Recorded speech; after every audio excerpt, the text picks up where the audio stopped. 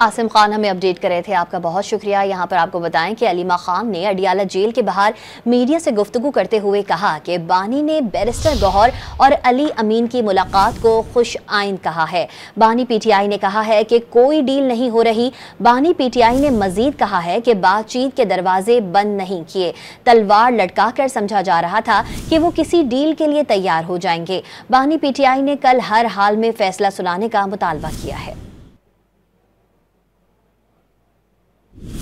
आपको अपडेट कर रहे हैं, अलीमा खान ने अडियाला जेल के बाहर मीडिया से बातचीत करते हुए कहा है कि बानी ने बैरिस्टर गौहर और अली अमीन की मुलाकात को खुश आइन करार दिया है।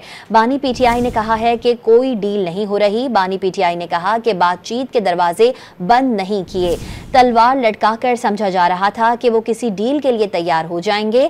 बानी पीटीआई ने कल हर हाल में फैसला सुनाने का मुतालबा किया है।